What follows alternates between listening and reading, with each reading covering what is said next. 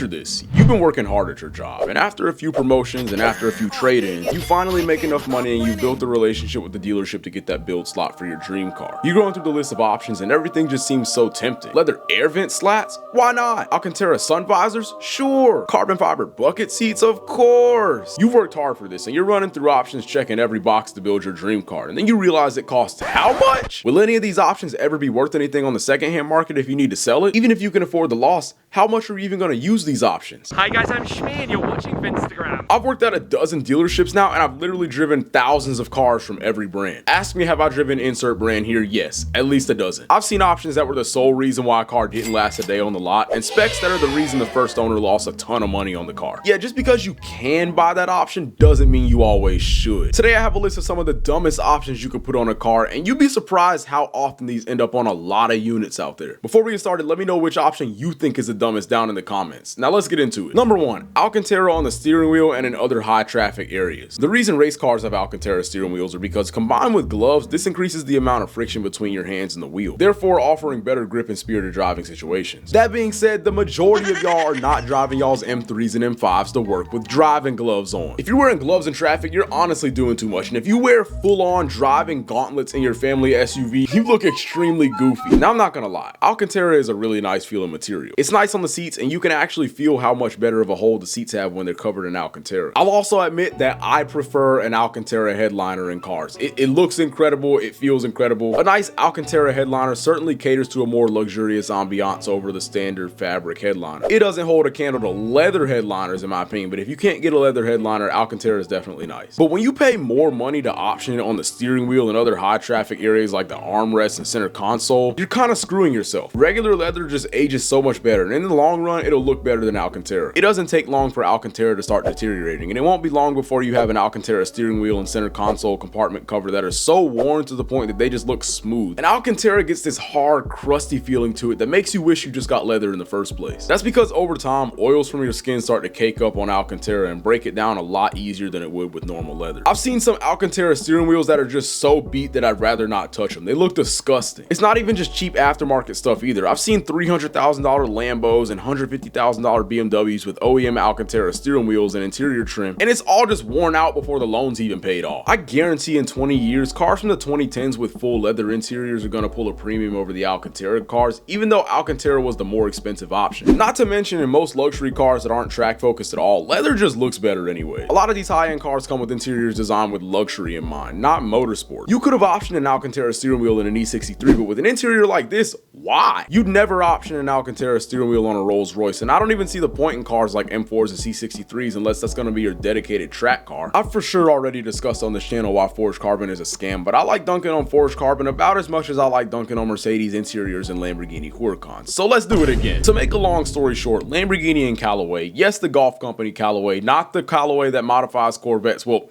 kind of sort of the Callaway that modifies Corvettes, but not really. Long story. But anyways, Lamborghini and Callaway sort of collaborated on a material and developed forged composite, which is what it's actually called, as a cheaper alternative to carbon fiber that allows for a wider array of shapes. See, because carbon fiber is essentially a fabric that when laid in sheets on top of each other, then heated and compressed in a mold with resin, makes carbon fiber reinforced plastic, which is what we obviously see commonly used on supercars as a lighter, more rigid alternative to steel and other metal alloys. Being that it's a fabric that's woven into a twill pattern, it has a certain structural rigidity to it that won't allow it to bend into certain shapes very easily. Then when you stack several sheets of carbon fiber on top of each other, it increases the corner radii of a given shape and decreases the amount of surface area that a sheet of carbon can cover. With some of the things that they make out of forged composite these days, trying to do it with regular carbon fiber would be like trying to do origami with an entire stack of printer paper. Forged composite solves that problem in the same way that paper mache does, while saving the company money because number one, since it's made out of smaller pieces of carbon that aren't integrated into any sort of fabric, there's a lot more flexibility in the kind of shapes you can make. Number two, you don't have to use a loom to weave the fabric together since it's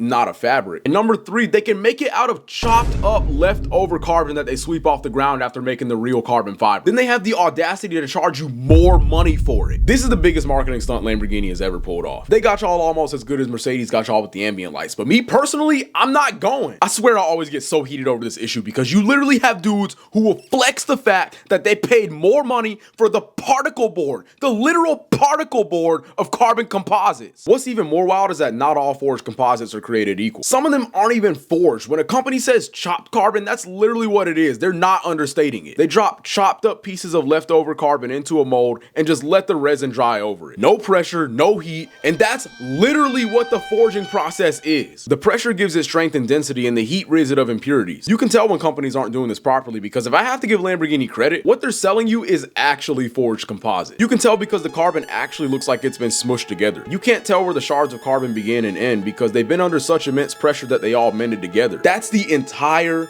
point. But more often you'll see companies take the shortcut and still charge the same or more than regular carbon for some cheap BS that was never properly made. And this time I'm not talking about some random aftermarket company on Alibaba. I'm talking about Lexus. I'm talking about Range Rover. Although at least Lexus treats it like the particle board that it is. If you didn't know, the carbon hood on the RCF Track Edition is actually mostly made of forged composite. And then they simply put a sheet of woven twill carbon fiber on top because it simply looks better and isn't a cheap substitute. That's like if they just started building houses and instead of putting hardwood or carpet on the floor, they just put a clear lacquer over the bare particle board, because that's exactly what forged carbon is. Particle board is leftover chopped up wood from the sawmill, dropped into a press, and incorporated with lacquer or wax and treated with heat to increase structural rigidity. It's good at what it does, which is being a cheaper alternative to hardwood that still maintains most of the structural integrity. But again, finishing the chopped carbon with gloss or now matte lacquer and selling it for more money is like if it costed more money to build a house and to just leave the particle board exposed instead of putting hardwood or drywall or whatever, carpet, whatever you want to put on top of it to finish it. For real audiophiles that turn on the music every time they get in the car, for those that really value a nice evening drive while blasting some good tunes, especially those that listen to a lot of stuff with Dolby Atmos and lossless audio, I totally get why you would want the best possible audio. But a lot of cars, especially a lot of premium cars nowadays, have really good audio as standard, and it always kills me when someone flexes their audio, but then I ride with them and they never play music in their car. If they do, the volume will be on like 2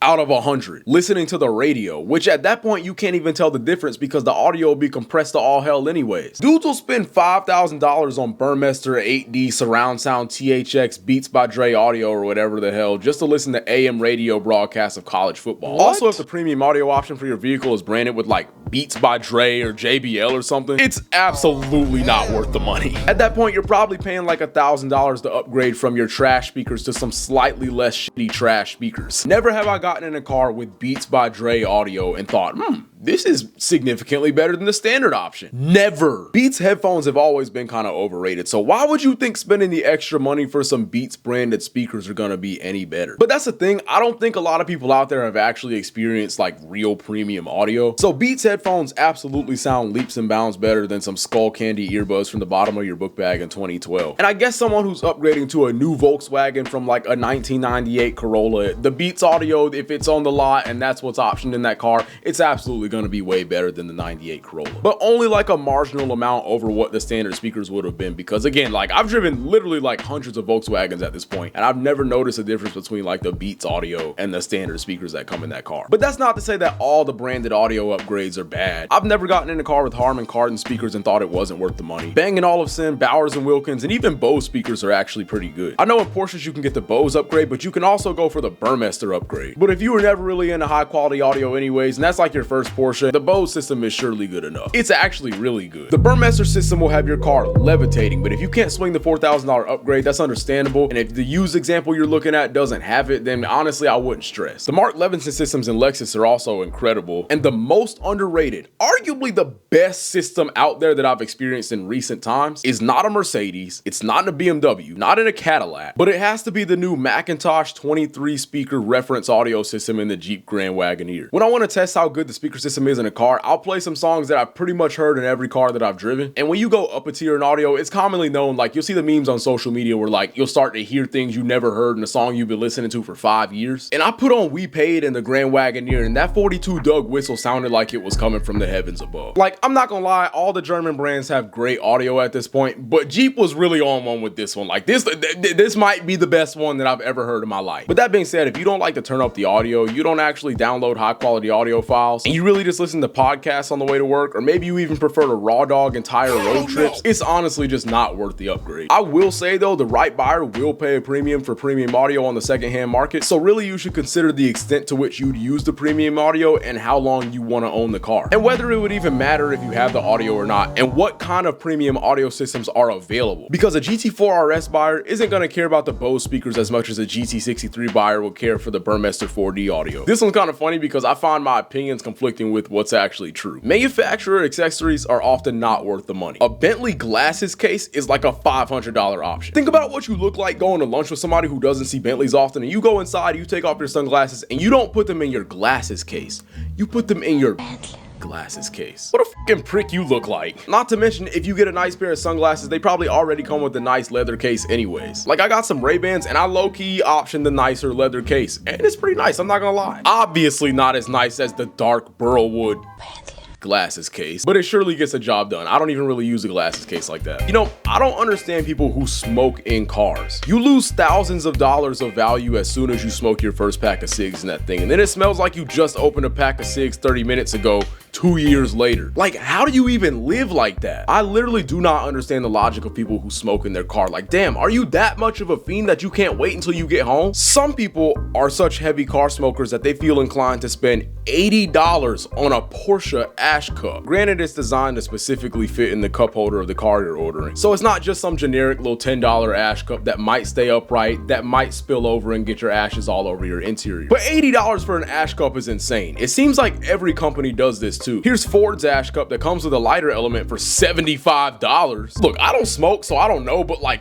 is it ever that deep? In most cases, besides like watches and Ferrari luggage, manufacturer accessories generally are not worth it. Speaking of Ferrari luggage, that might actually be something that's like directly worth it, because I have heard of people selling it at a premium on eBay. Likewise with the Porsche design watches and stuff like that, but other than that, I wouldn't really stress about the small stuff. The craziest one though is how Toyota sells a charging package, which is literally like 2 cables for like $80. And a lot of dealerships just automatically option this for cars that they put on the lot. So a lot of people will buy the cars, not read the window stickers, not realize that their car comes with a pack of $80 cables. So then they'll sell it back to another dealership when they're getting another car, and they'll leave a fresh pack of $80 cables inside the glove compartment. Somehow at car dealerships, these cables end up making it onto our desk. Like, every time I see a red and black cable on somebody's desk, I'm like, that's the Toyota charging cables, aren't they? And the next owner probably won't care about it either, because they're not going to read the window sticker either, even if it's still there. So if you're speccing a new Toyota, don't get the $80 cables, but if you're buying a car off the lot, look at your window sticker. If it has the cables, use them, because you're dead ass financing some $80 cables, which really means you're paying more so like $100 just to plug your phone up. Crazy. Sometimes bigger wheels look better. Not 32 big, but like 23 big. A lot of the times even 22 or 23 inches is a pretty big wheel on most vehicles. But there's no way in a hypothetical world that I could afford a Urus and I would actually want a Urus that I'll be riding around on some 21s. That being said, 21s on a lot of cars is entirely too big. You put 21s or bigger on an SUV, then you have to go with thinner tires, which means you're sacrificing all-terrain capabilities and ride quality that you bought the SUV for. You put 21s on a sports coupe, and again, you're sacrificing ride quality, unnecessarily increasing unsprung mass, therefore making it harder to turn and harder to stop, and decreasing the amount of tire wall, which again decreases the ride quality and makes for less grip under high stress conditions. A lot of BMW guys who actually drive their cars hard will literally buy competition models, then swap the wheels out for the 18s on the base model. Why they offer bigger wheels on the competition models is absolutely beyond me. Beamer Post has been all over this topic as well. The McLaren F1 came out in the 90s, still has more horsepower than most cars on the road today, and was sporting 17-inch wheels. Any BMW guy that actually tracks their cars usually goes for a lighter set of one-piece forged 18 or 17-inch wheels. Dudes that drag race their cars sometimes go for even smaller wheels and even taller tires depending on what kind of power they're running and what their transmission and suspension can handle. But I honestly understand this option the most, because not a lot of car companies offer good-looking 16, 17, or 18-inch wheels. And often the 16, 17, or 18-inch wheels aren't the forged option either. And often you'll notice that the wheel well is designed with a 20-inch or a 21-inch wheel in mind, or a lot of cases these new SUVs 23-inch wheels in mind. So as far as fitment goes, especially if you're not trying to spend any money lowering the car, a 20 or a 21-inch wheel usually looks better than an 18-inch wheel nowadays. But I don't understand why they won't just design sports car wheel arches and fenders with the smaller wheel in mind for these performance cars. Because even if you look at these supercars that are running like 20, 21, and 22-inch wheels on the street cars, their race car variants are running 18-inch wheels on some meaty tires. Like for reference, a Huracan Evo is running a 20-inch wheel up front and a 21-inch wheel around the back, whereas a Super Trofeo race car is running a super wide 18-inch wheel with some super thick tires. This is an actual performance setup. This is purely cosmetics. Like, if you notice, the Hellcat came with some pretty big wheels too, but when they threw 1,000 horsepower at that car with a trans brake and launch control and all that to go drag racing, what did they do?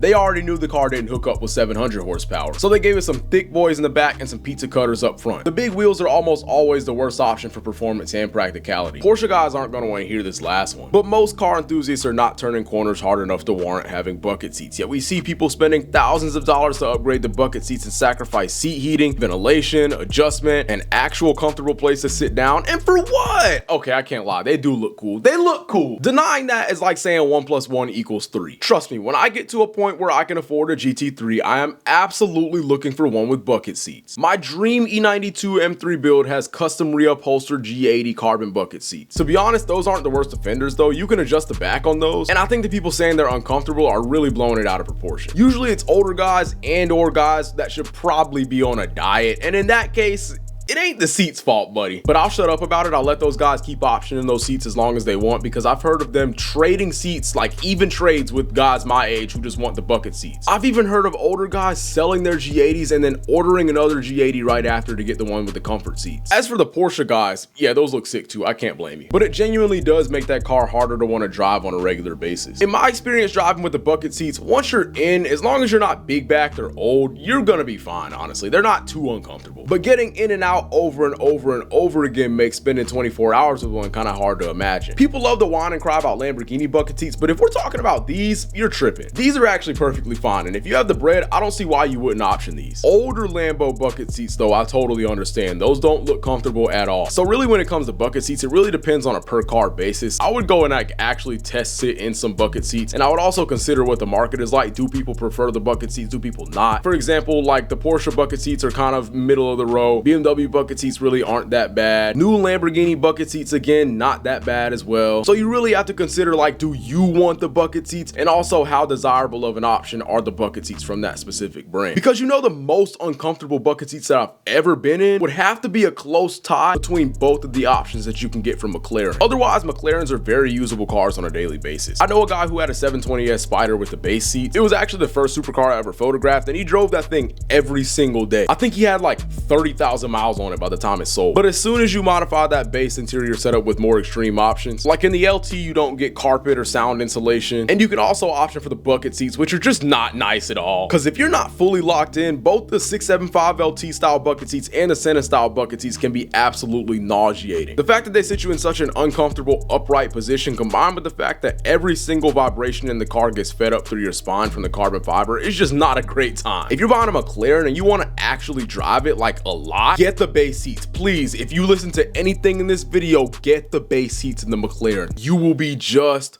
fine. Then again, like I said, the bucket seats for some reason in the McLarens are very sought after. Even when they come out of like total cars, they're like 30 grand on eBay. So it's just a case of like, how often do you want to use the car, and do you care about how much of a premium it might pull with the Senna style bucket seats or the LT style bucket seats? And I know I just made my second video dunking on Mercedes interiors, but the only bucket seats I've ever sat in and thought, actually, these are pretty nice, I could probably do a 1,000-mile road trip in these, are the ones in the Mercedes. I'm still waiting on an OEM to come out with a bucket seat that's heated and ventilated, but as far as I know, Mercedes has the only bucket seat that's viable on a daily basis for any type of person with any type of build.